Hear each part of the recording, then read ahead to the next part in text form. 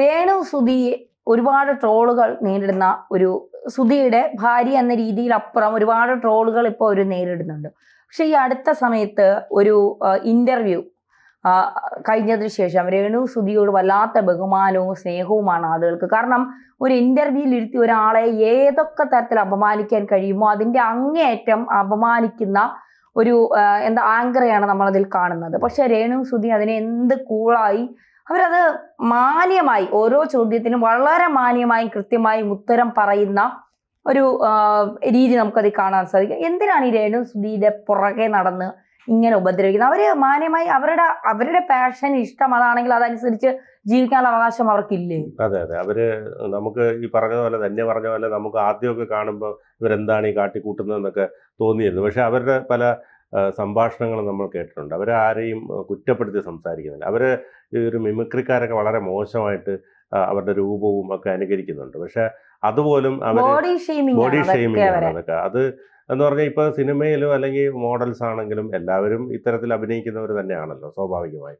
അത് ആ കഥാപാത്രം ആവശ്യപ്പെടുന്നെങ്കിൽ അത് ചെയ്യുന്നതിൽ എന്താണ് തെറ്റ്? പിന്നെ ഓരോരുത്തർക്കും അവരവരുടേതായ സൗന്ദര്യം അല്ലെങ്കിൽ അവരവരുടേതായ ഒരു വ്യക്തിത്വം ഇതൊക്കെ ഓരോരുത്തർക്കും ഉണ്ട്. ഇവരെ സംബന്ധിച്ചിടത്തോളം നമ്മൾ കാണുന്നത് അവരിപ്പോൾ ഈ പറഞ്ഞതുപോലെ കൊല്ലം സുധി അധികം പൈസയൊന്നും ഉണ്ടാക്കിയ മനുഷ്യനല്ല. അയാളൊരു കലാകാരനായിരുന്നു, നല്ല കലാകാരനായിരുന്നു. പക്ഷേ അവരെയൊക്കെ സംബന്ധിച്ച് ഈ മിമിക്രി കലാകാരന്മാർക്ക് തുച്ഛമായ പൈസയാണ് കിട്ടുന്നത്. പ്രോഗ്രാമിന് പോകുമ്പോൾ കിട്ടുന്ന തുച്ഛമായ പൈസ. അതുമാത്രമല്ല കൊല്ലം സുധി ഒരുപാട് വിഷമിച്ചിട്ടുണ്ട്. കാരണം സ്വന്തം മകനെ സ്റ്റേജിന് പുറകിൽ ഉറക്കിക്കിടത്തിയിട്ട് പ്രോഗ്രാമിന് കയറുക, അങ്ങനെയൊക്കെ ഒരുപാട് ത്യാഗങ്ങളിലൂടെ വന്നൊരു കലാകാരനാണ്. ഒരുവിധം ഒന്ന് വളർന്നു വന്നപ്പോൾ മരണം കവരുകയും ചെയ്തു. സ്വാഭാവികമായിട്ടും ഭാര്യ എന്ന നിലയിൽ അവർ കുറേ വിഷമിക്കുകയും ഒക്കെ ചെയ്തു. അയാളുടെ വിയർപ്പ് കൊണ്ടുള്ള പെർഫ്യൂമൊക്കെ ഉണ്ടാക്കി ശ്രദ്ധ നേടി. അങ്ങനെയാണ് അവർ സോഷ്യൽ മീഡിയയിലൂടെ ശ്രദ്ധിച്ചു തുടങ്ങുന്നത്. പിന്നെ അവർ നാടകത്തിന് അഭിനയിക്കാൻ പോകുന്നുണ്ട്. അപ്പോൾ അത്തരത്തിൽ അവരവർക്ക് ഇഷ്ടമുള്ളൊരു തൊഴിൽ തിരഞ്ഞെടുത്തു പോകുന്നു. പിന്നെ അവരൊരു നിഷ്കളങ്കമായ ഒരു സ്ത്രീയായിട്ടാണ് നമുക്ക് അവരുടെ സംഭാഷണത്തിൽ നിന്ന് മനസ്സിലാക്കുന്നത്. അവർ പലരും ചൂഷണം ചെയ്യുന്നുണ്ട്. അതായത് അവരുടെ വീഡിയോ ഉപയോഗിച്ച് പൈസ ഉണ്ടാക്കുന്ന ഒരുപാട്. ഇപ്പോൾ അവർ ചെയ്ത ആൽബമൊക്കെ 1 മില്യൺ ഒക്കെ കഴിഞ്ഞു. അതിൻ്റെ ആഘോഷമൊക്കെ ഉണ്ടായിരുന്നു. അപ്പോൾ അതൊക്കെ ഒരുപാട് പൈസ അവരെ ഉപയോഗിച്ച് പലരും ഉണ്ടാക്കുന്നുണ്ട്. പക്ഷെ അവർക്കും ഈ പറഞ്ഞ പോലെ പ്രതിഫലവും ഒക്കെ കിട്ടുന്നുണ്ടാവണം. പക്ഷെ അവർ ഈ പറഞ്ഞതുപോലെ അവരുടെ ഒരു ആറ്റിറ്റ്യൂഡ് അങ്ങനെയാണ്. ഈ സമൂഹത്തോട് പെരുമാറേണ്ടത് എങ്ങനെയാണ് എന്നുള്ള കാര്യങ്ങളിലൊന്നും അവർക്ക് വലിയ ബോധർ ചെയ്യുന്നില്ല. അവർ ഒരു നിഷ്കളങ്കമായി അവർ സംസാരിക്കുന്നു എന്നാണ് എനിക്ക് തോന്നിയിട്ടുള്ളത്. എനിക്ക് തോന്നുന്നു ബിനു, ഈ നമ്മുടെ ഒരു സംസ്കാരത്തിന്റെ കൂടി ഒരു ഭാഗമുണ്ട്. അതായത് ഭർത്താവ് മരിച്ചു കഴിഞ്ഞാൽ പിന്നെ ആ ഭാര്യയെ പുറത്തിറങ്ങാൻ പാടില്ല, നല്ല വസ്ത്രങ്ങൾ ധരിക്കാൻ പാടില്ല, അവരെ ഇഷ്ടങ്ങൾക്കനുസരിച്ച് അവർക്ക് ജീവിക്കാൻ പാടില്ല. സമൂഹം കൽപ്പിച്ച കുറെ കാര്യങ്ങളുണ്ട്. കരഞ്ഞ് നിലവിളിച്ച് മരണം വരെ മക്കളുണ്ടെങ്കിൽ അവരെ നോക്കി ഇവരെ ജീവിതം ഹോമിച്ചുകൊണ്ട് വീടിനകത്തിരിക്കണം. അപ്പൊ ഈ ആങ്കർ ചോദിക്കുന്നുണ്ട്, ഇതല്ലാതെ വേറെ വല്ല ജോലിക്ക് നിങ്ങൾക്ക് പൊക്കൂടെ? അപ്പൊ എനിക്ക് ഈ കണ്ടോണ്ടിരിക്കുന്ന നമുക്ക് ചോദിക്കണമെന്നുണ്ട്, നിങ്ങൾക്കിതല്ലാതെ മറ്റേതെങ്കിലും ജോലിക്ക് പൊക്കൂടെ? എന്തിനാ ഈ വന്നിരുന്ന ആളുകളെ ഇങ്ങനെ ആക്കി മറ്റുള്ളവർ മൊത്തം തെറിയാണ് ആങ്കറിന് കിട്ടുന്നത്. അതിപ്പോ അവരുടെ ജോലിയാണ്. കാരണം ഇങ്ങനെയൊക്കെ ചോദിച്ച് കുറെ വൈറലായാൽ അവരെ സംബന്ധിച്ചിടത്തോളം അവർക്കും കുറെ പണം, പിന്നെ മറ്റുള്ള ചാനലിൽ നിന്നൊക്കെ വിളിച്ച് അവരെയും കുറച്ച് ശ്രദ്ധ നേടും. അതിനാണ് അവർ ഈ കിടന്ന് ഷോ കാണിക്കുന്നത്. പക്ഷേ ഇത്തരം ഷോ കാണിക്കുന്നതിനൊന്നും കുഴപ്പമില്ല. കാരണം നമ്മളൊക്കെ ജോലി തുടക്ക സമയത്ത് നമ്മളൊക്കെ ഇതുപോലെയൊക്കെ കാണിച്ചു വന്നവരാണ്. അതുകൊണ്ട് നമുക്ക് ഒരു ആങ്കർമാരെയും കുറ്റം പറയാനുള്ള അർഹത എനിക്കില്ല, ഞാനത് പറയത്തില്ല. പക്ഷേ നമ്മുടെ മുന്നിൽ വന്നിരിക്കുന്ന ആളെ ഏതൊക്കെ തരത്തിൽ നമുക്ക് അപമാനിക്കാൻ കഴിയുമോ എന്നല്ല നമ്മൾ ചിന്തിക്കേണ്ടത്. ഇപ്പൊ രേണു സുധിക്ക് വേറെ ജോലിക്ക് പൊക്കൂടെ? അത് സുധിക്ക് ഇതൊക്കെ താല്പര്യം ഉണ്ടെന്ന് നിങ്ങൾ പറയുന്നതല്ലേ, ഞങ്ങൾ എങ്ങനെ വിശ്വസിക്കും? അപ്പൊ രേണു പറയാണ്, സുധിച്ചേട്ടൻ മരിച്ചുപോയി, ഞാനിനി എന്ത് ചെയ്യാൻ പറ്റും? അവരുടെ നിഷ്കളങ്കമായ പല ചോദ്യങ്ങൾ, അത് 1-2 ചോദ്യങ്ങൾ ഇവിടെ പിന്നെ ആളുകൾ എഴുതിയിടുന്നുണ്ട്. അതായത് അവതാരക ചോദിക്കുകയാണ്, സുധി ജീവിച്ചിരിപ്പുണ്ടായിരുന്നുവെങ്കിൽ താങ്കളെ ഡിവോഴ്സ് ചെയ്ത് കളയത്തില്ലായിരുന്നോ? അപ്പോൾ രേണു സുധി പറയുന്നു, ഒരിക്കലുമില്ല, സുധിച്ചേട്ടനെ എനിക്കറിയാം. വഴക്ക് പിടിക്കുമ്പോൾ ഞാൻ ഡിവോഴ്സ് ചെയ്യുമെന്ന് പറയുമ്പോൾ സുധിച്ചേട്ടൻ പൊട്ടിക്കരഞ്ഞിട്ടുണ്ട് എൻ്റെ മുന്നിൽ. ആ സുധിച്ചേട്ടനെ എനിക്കറിയാം, പിന്നെ എങ്ങനെയാണ് സുധിച്ചേട്ടൻ എന്നെ ഡിവോഴ്സ് ചെയ്യുന്നത്? അടുത്ത ആങ്കർ ചോദിക്കുന്നു, ഇതൊക്കെ താങ്കൾ പറയുന്നതല്ലേ? അപ്പൊ രേണു സുധി പറയുന്നത്, സുധിച്ചേട്ടൻ ഇപ്പോൾ മരിച്ചു പോയില്ലേ? മരിച്ചുപോയ ആളോട് ചോദിക്കാൻ പറ്റില്ലല്ലോ. അപ്പോൾ ഞാൻ പറയുന്നത് വിശ്വസിക്കുക. താങ്കളാണ് അദ്ദേഹത്തിന്റെ ഭാര്യ എന്ന് അവകാശപ്പെടുന്നു, താങ്കളാണോ ഭാര്യ? അപ്പോൾ രേണു അവകാശപ്പെടുന്നു എന്ന് മാത്രമല്ല, നിയമപരമായിട്ടും ഭാര്യ തന്നെയാണ് ഞാൻ. അടുത്ത ചോദ്യം, താങ്കൾ ഓരോന്ന് പറയുമ്പോൾ നമുക്ക് കേട്ടിരിക്കാനല്ലേ പറ്റൂ, സത്യമാണോ എന്ന് അറിയില്ലല്ലോ, ഇതൊന്നും നമുക്ക് വിശ്വസിക്കാൻ പറ്റില്ലല്ലോ. അത് എനിക്കറിയണ്ട, ഞാൻ എന്റെ കാര്യം പറയും, വേണമെങ്കിൽ വിശ്വസിക്കാം അല്ലെങ്കിൽ തള്ളിക്കളയാം. ഇതാണ് അത് ഒരാളുടെ വ്യക്തിപരമായ കാര്യങ്ങളിലേക്ക് ഇത്രയധികം ഇറങ്ങി പോകേണ്ട. പൊതുവേ നമ്മൾ എല്ലാം ശ്രദ്ധിച്ചിട്ടുണ്ട്. ഇപ്പം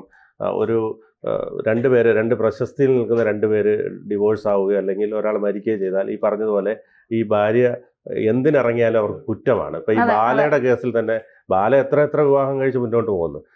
ഈ അമൃത എന്ന് പറയുന്ന അവർക്കൊരു ജീവിതം വേണമല്ലോ. അവർ ഗോപി സുന്ദറിനെ തിരഞ്ഞെടുത്തു എന്നുള്ളത് അവർക്ക് പറ്റിയ തെറ്റായിരിക്കാം. പക്ഷെ എന്നാൽ പോലും അവരെ ഭയങ്കരമായി വേട്ടയാടുക. അവർ 15 വർഷത്തോളം ഇയാളുടെ കൊടും പീഡനങ്ങൾ സഹിച്ചിട്ട് അതിനുശേഷം അവരൊരു റിലീഫിന് വേണ്ടി മറ്റൊരു ആളെ കണ്ടെത്തുമ്പോൾ അതിനെ ഭയങ്കര ക്രൂരമായി ആക്രമിക്കുന്നു. ബാല 2ാമത് വിവാഹം കഴിച്ചു, 3ാമത് വിവാഹം കഴിച്ചു, ഇപ്പോൾ 4ാമത് വിവാഹം കഴിച്ചു. അതിനെ അത്രയധികം ആക്രമിക്കുന്നില്ല.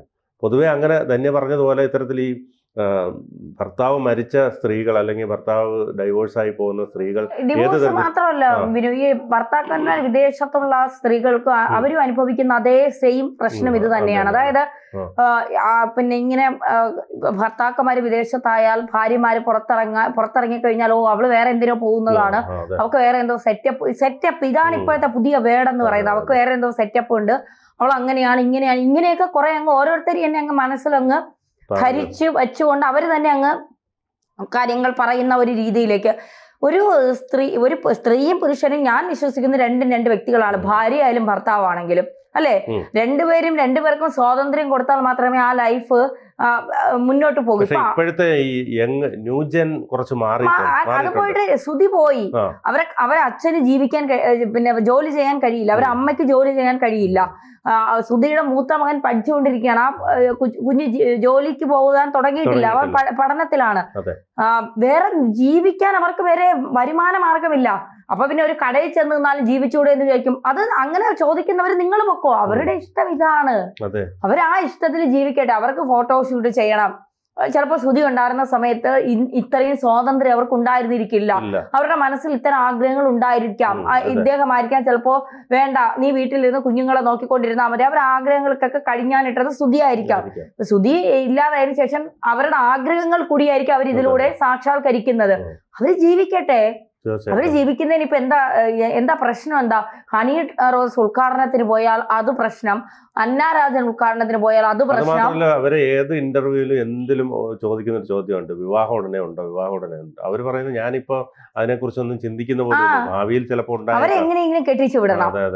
എന്നിട്ട് സത്യത്തിൽ അവർക്കെതിരെ ഇത്തരം ബോഡി ഷേമിംഗ് ഒക്കെ നടത്തുന്നവർക്കെതിരെ ഞാൻ പറയുന്നത് സ്ത്രീകൾക്ക് വേണ്ടി പ്രവർത്തിക്കുന്ന വനിതാ കമ്മീഷൻ സ്വമേധയാ കേസെടുക്കും. ഒരു സ്ത്രീയെ ഏതൊക്കെ തരത്തിൽ അപമാനിക്കാൻ കഴിയുമോ അതിന്റെ മാക്സിമം ആണ് സോഷ്യൽ മീഡിയയിലൂടെ അപമാനിക്കുന്നത്. കഥാപാത്രത്തിന് വേണ്ടി മാത്രം ഉള്ള കുറച്ച് അങ്ങനെ അല്ലെങ്കിൽ പോലും ഇപ്പൊ അവർക്കൊരു പുരുഷനോട് താല്പര്യം തോന്നി അവര് ഇഷ്ടത്തിന് പോവുകയാണെങ്കിൽ അത് അവരുടെ ഇഷ്ടമാണ്, അവിടെ ചോദ്യം ചെയ്യാൻ ആർക്കും അവകാശമില്ല. കോടതി തന്നെ പറയുകയാണ്, കോടതി തന്നെ ലീഗലായിട്ട് ഇത് പറയുകയാണ് നിയമപരമായി. ഒരു സ്ത്രീക്ക് ഒരു പുരുഷനോട് താല്പര്യമുണ്ട് എങ്കിൽ ആ സ്ത്രീക്ക് ആ പുരുഷനും പിന്നെ ഉഭയകക്ഷി സമ്മത പ്രകാരം ജീവിക്കാമെന്ന്.